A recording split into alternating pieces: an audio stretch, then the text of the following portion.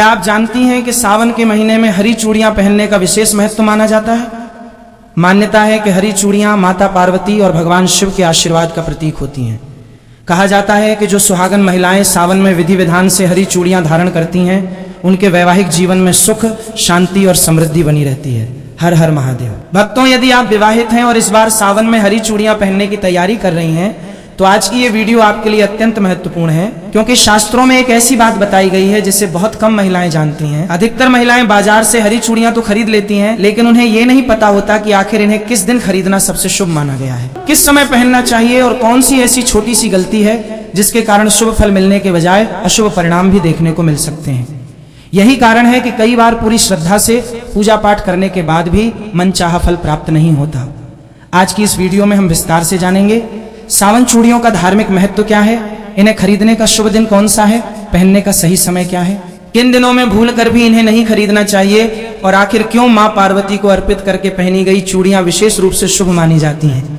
अगर आप चाहती हैं कि भोलेनाथ और मां पार्वती की कृपा आपके परिवार पर बनी रहे, पति की आयु, स्वास्थ्य और उन्नति के लिए आपका श्रृंगार वास्तव में मंगलकारी बने, तो इस वीडियो को अंत तक अवश्य देखिएगा। बीच में वीडियो छोड़ने की गलती बिल्कुल मत कीजिएगा, क्योंकि अंत में मैं एक ऐसा छोटा सा उपाय भी बताऊंगा जिसे बहुत कम महिलाएं जानती हैं। अगर आप भगवान भोलेनाथ और मां पार्वती में श्रद्धा रखते हैं तो वीडियो को अभी लाइक कर दीजिए, कमेंट में पूरे विश्वास के साथ लिखिए ओम नमः शिवाय। और यदि हमारे चैनल पर पहली बार आए हैं तो चैनल को सब्सक्राइब करके बेल आइकन अवश्य दबा दीजिए, ताकि सावन व्रत, पूजा और सनातन धर्म से जुड़ी ऐसी महत्वपूर्ण जानकारियां सबसे पहले आपको मिलती रहे।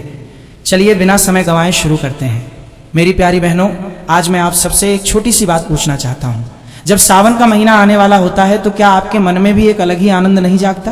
क्या ऐसा नहीं लगता कि अब फिर से भगवान भोलेनाथ के मंदिरों में घंटियों की ध्वनि गूंजेगी, शिवलिंग पर जल चढ़ेगा, घर घर में ओम नमः शिवाय का जाप होगा, और हर सुहागिन अपने पति के सुख, सौभाग्य और लंबी आयु की कामना करते हुए मां पार्वती का आशीर्वाद मांगेगी।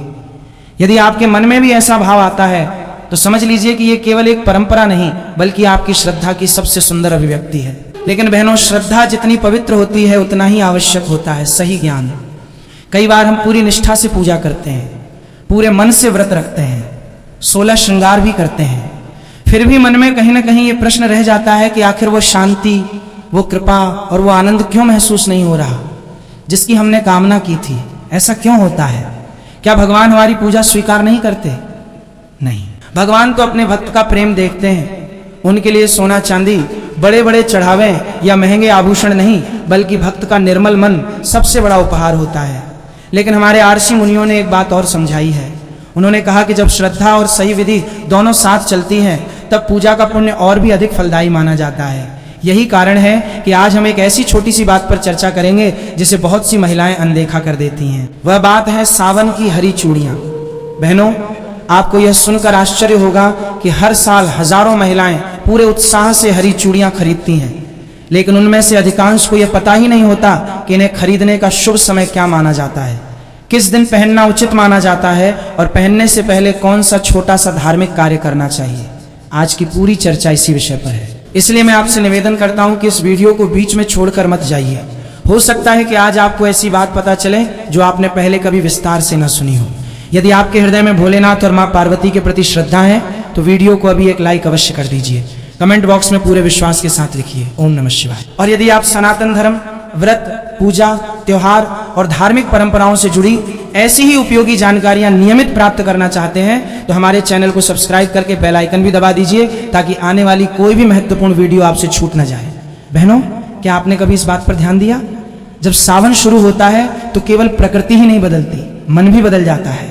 सूखी धरती हरी चादर ओढ़ लेती है, पेड़ों पर नई कोपलें निकल आती हैं, चारों ओर हरियाली फैल जाती है, मानो स्वयं प्रकृति यह संदेश दे रही हो कि जीवन में चाहे कितनी भी कठिनाइयां आई हों, एक नई शुरुआत हमेशा संभव है। यही कारण है कि सावन के महीने में हरे रंग का विशेष महत्व माना गया है। हरा रंग केवल सुंदरता का प्रतीक नहीं, बल्कि आशा का प्रतीक है, सौभाग्य का प्रतीक है, समृद्धि का प्रतीक है, और सबसे बढ़कर यह जीवन में नई ऊर्जा का प्रतीक माना जाता है। इसीलिए हमारी माँ और दादियाँ कहा करती थीं, सावन में जितनी हरियाली बाहर दिखाई देती है, उतनी ही हरियाली अपने घर परिवार में भी बनाए रखने का संकल्प लेना चाहिए। और यही भावना हरी चूड़ियों के पीछे भी छिपी हुई है। लेकिन बहनों, एक बात हमेशा याद रखिए, चूड़ियां अपने आप में कोई चमत्कारी वस्तु नहीं होती। चमत्कार होता है आपकी श्रद्धा में, आपके विश्वास में, आपकी प्रार्थना में। जब कोई सुहागिन महिला भोलेनाथ और माँ पार्वती को अपना आराध्य मानकर पूरे प्रेम से उनका स्मरण करते हुए श्रृंगार करती है, तब वही श्रृंगार उसके लिए एक आध्यात्मिक संकल्प बन जाता है। आज की सबसे बड़ी भूल, आजकल बाजारों में सावन शुरू होने से कई दिन पहले ही हरी चूड़ियों की दुकानें सज जाती हैं। लोग भीड़ देखकर खरीद लेते हैं। किसी ने कहा आज ऑफर है, किसी ने कहा आज समय मिल गया, किसी ने कहा कल फुर्सत नहीं मिलेगी और बस चूड़ियां खरीद ली, पहन भी ली। लेकिन बहनों, क्या कभी आपने ये जानने की कोशिश की कि हमारी परंपरा इसके बारे में क्या कहती है? क्या हर दिन शुभ माना गया है? क्या हर समय पहन लेना उचित माना गया है? या फिर कुछ ऐसे दिन भी हैं जिनमें थोड़ा संयम रखने की सलाह दी जाती है? यही वो प्रश्न है जिसका उत्तर हम आगे जानेंगे। और विश्वास मानिए, यदि आप इस छोटी सी बात को समझ लेंगी तो आगे से सावन का श्रृंगार केवल एक रस्म नहीं रहेगा, बल्कि आपके मन की सच्ची भक्ति का उत्सव बन जाएगा। ओम नमः शिवाय, हर हर महादेव। मेरी प्यारी बहनों, आज मैं आपसे कोई कठिन शास्त्र नहीं कहने जा रहा, ना ही ऐसी बात जो केवल विद्वान ही समझ सके। आज की बात बहुत सरल है, लेकिन यदि इसे मन से समझ लिया जाए तो सावन का आपका श्रृंगार केवल बाहरी सजावट नहीं रहेगा, बल्कि भक्ति का एक सुंदर संकल्प बन जाएगा। जरा मन में सोचिए, जब सावन आने वाला होता है तो सबसे पहले आपके मन में क्या आता है? शायद नई हरी चूड़ियां, नई साड़ी, मेहंदी, भोलेनाथ का जला अभिषेक, सोमवार का व्रत और माँ पार्वती के चरणों में अपने परिवार के सुख की प्रार्थना। यही तो सावन की सबसे सुंदर बात है। ये महीना केवल कैलेंडर का एक महीना नहीं होता, ये मन को भगवान के निकट ले जाने का अवसर होता है। इसीलिए हमारे घरों में दादी नानी कहा करती थी, सावन में जितना मन भगवान में लगेगा उतना ही घर में प्रेम और शांति बढ़ेगी। बहनों, आजकल एक बात देखने को मिलती है, जैसे ही सावन पास आता है बाजार हरी चूड़ियों से भर जाते हैं। हर दुकान पर भीड़ लग जाती है। कोई डिजाइन देख रहा है, कोई रंग चुन रहा है, कोई जल्दी जल्दी खरीद कर घर लौट रहा है। लेकिन बहुत कम लोग एक प्रश्न पूछते हैं, क्या केवल हरी चूड़ियां खरीद लेना ही पर्याप्त है? क्या जिस दिन समय मिल जाए उसी दिन खरीद लेना ठीक है? क्या पहनने से पहले कोई विशेष भावना या प्रार्थना भी होनी चाहिए? यहीं से हमारी आज की चर्चा शुरू होती है। बहनों, याद रखिए, सनातन परंपरा में किसी भी वस्तु का महत्व केवल इसलिए नहीं होता कि वह सुंदर है। उसका महत्व इसलिए होता है क्योंकि उसके साथ एक भाव, एक संकल्प और एक आध्यात्मिक अर्थ जुड़ा होता है। हरी चूड़ियां भी उसी भाव का प्रतीक हैं। वे हमें हरियाली की याद दिलाती हैं। हरियाली केवल खेतों की नहीं, रिश्तों की भी होती है, घर की भी होती है, मन की भी होती है। जब मन सूख जाता है तो जीवन में आनंद कम होने लगता है।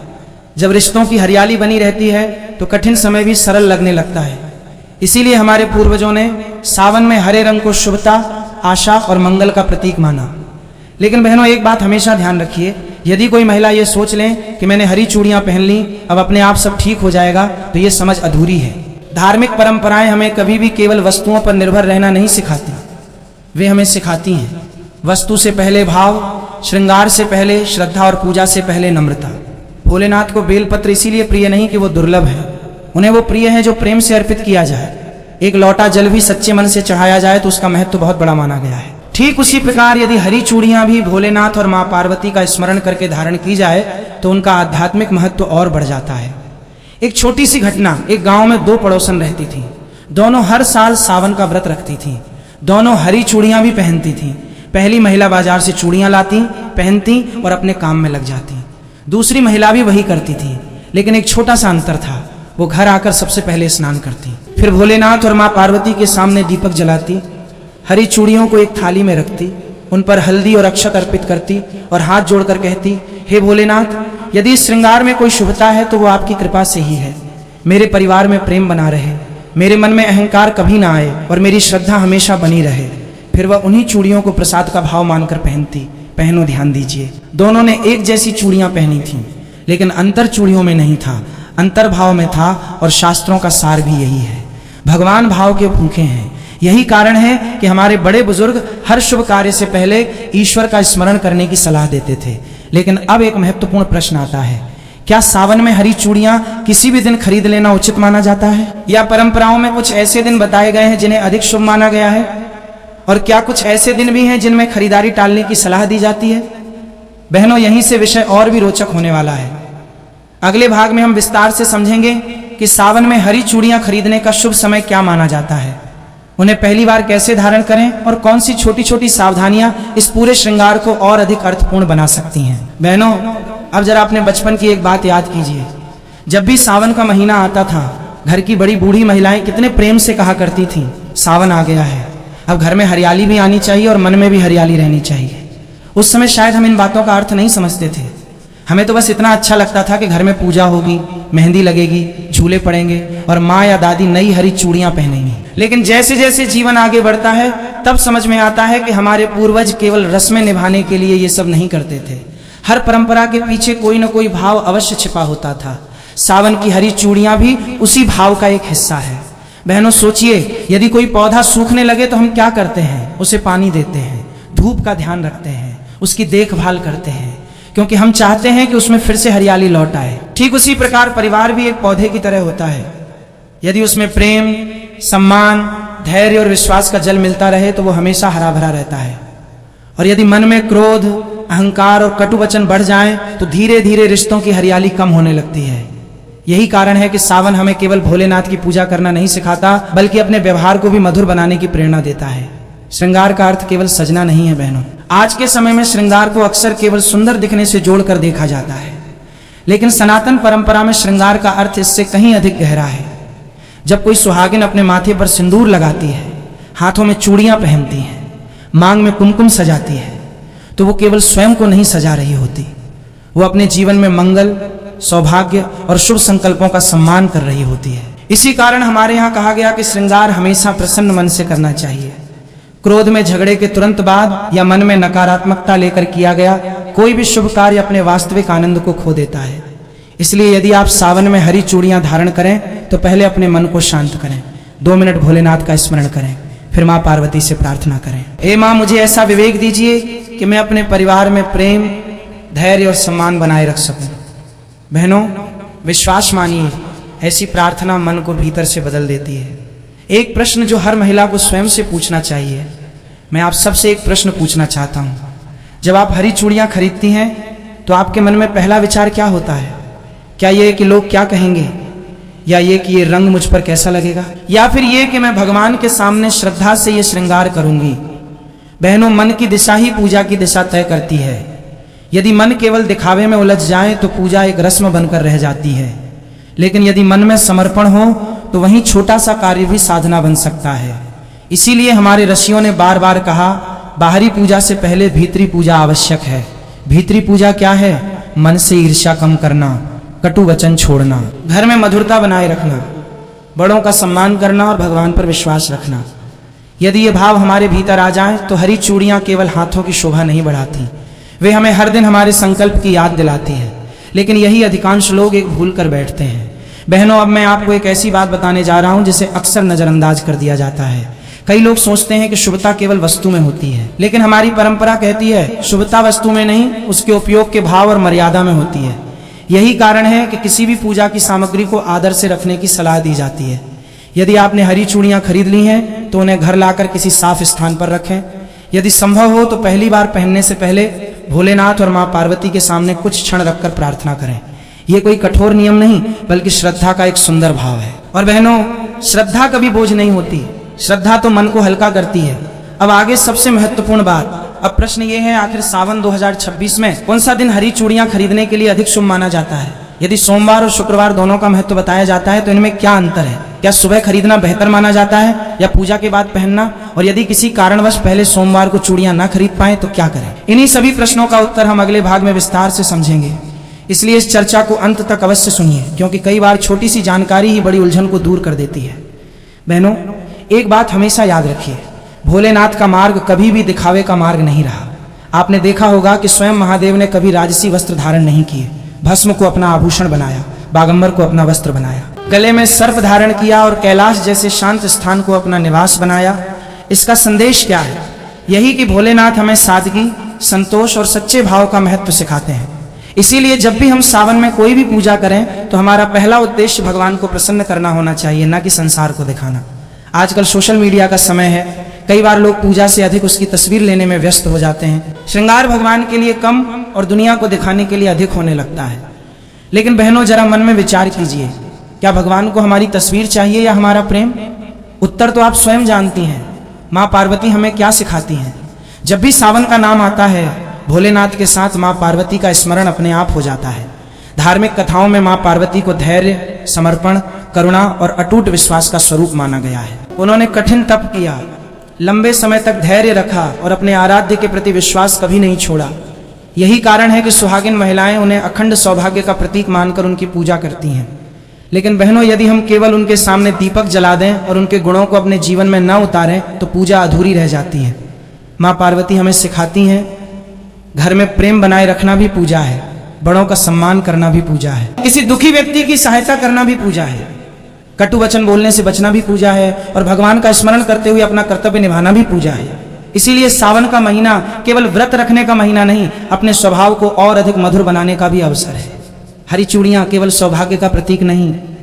बहनों, बहुत लोग कहते हैं हरी चूड़ियां पहन लो सब ठीक हो जाएगा, लेकिन सनातन धर्म कभी ऐसा नहीं कहता। धर्म हमें कर्म का महत्व भी सिखाता है।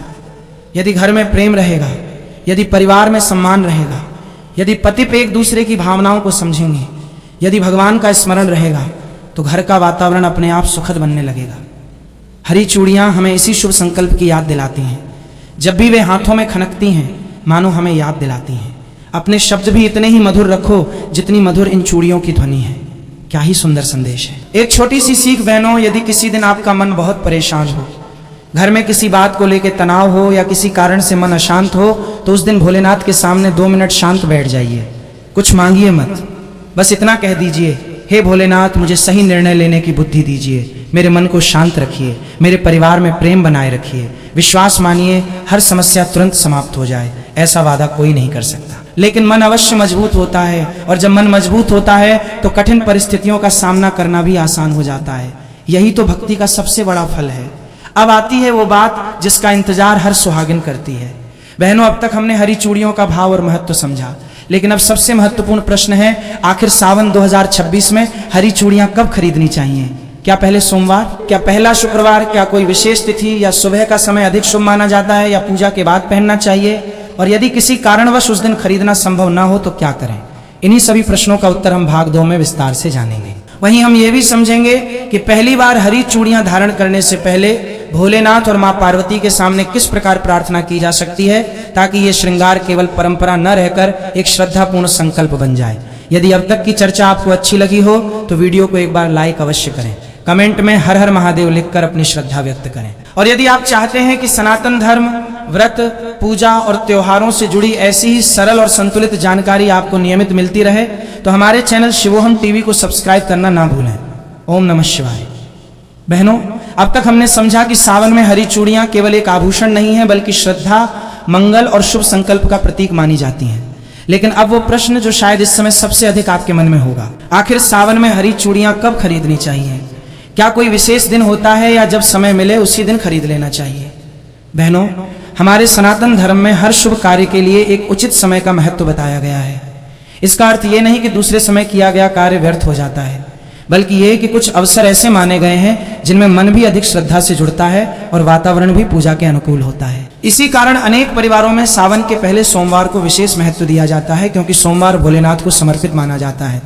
वहीं कई स्थानों पर शुक्रवार को मां पार्वती और देवी स्वरूप की आराधना के लिए भी शुभ माना जाता है। यदि आपके घर की कोई पारिवारिक परंपरा है तो सबसे पहले उसका सम्मान कीजिए, और यदि ऐसी कोई परंपरा नहीं है तो श्रद्धा के साथ सावन के किसी सोमवार या शुक्रवार को चूड़ियां खरीदकर पूजा के बाद धारण करना एक सुंदर धार्मिक भाव माना जाता है।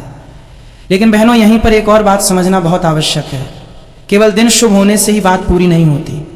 मान लीजिए किसी ने बहुत शुभ दिन चुना, लेकिन घर में झगड़ा करके बाजार गया, क्रोध में खरीदारी की और बिना भगवान का स्मरण किए चूड़ियां पहन ली, तो क्या केवल दिन शुभ होने से मन भी शुभ हो जाएगा? नहीं बहनों, शुभता की शुरुआत हमारे मन से होती है।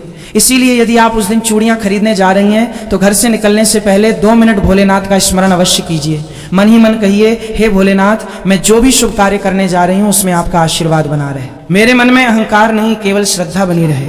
विश्वास मानिए, ऐसी छोटी सी प्रार्थना मन को भीतर से बदल देती है। चूड़ियां खरीदते समय किन बातों का ध्यान रखें? बहनों, आजकल बाजार में अनेक प्रकार की चूड़ियां मिलती हैं, कांच की, लाख की, धातु की, डिजाइनर और भी बहुत कुछ। आप अपनी सुविधा और पसंद के अनुसार कोई भी चुन सकती हैं। लेकिन एक बात का ध्यान रखें, यदि कोई चूड़ी पहले से टूटी हुई हो, उसमें दरार हो या वो पहनने योग्य ना हो, तो उसे केवल सुंदर डिजाइन देख कर न लें। ये केवल धार्मिक भावना की बात नहीं, बल्कि व्यवहारिक बात भी है। टूटी हुई चूड़ी हाथ को चोट भी पहुंचा सकती है, इसलिए हमेशा अच्छी और सुरक्षित चूड़ियां ही चुनें और यदि संभव हो तो उन्हें सम्मान पूर्वक किसी स्वच्छ कपड़े या थैली में घर लाएं। घर आने के बाद क्या करें? बहनों, यहीं पर एक बहुत सुंदर परंपरा कई घरों में आज भी निभाई जाती है।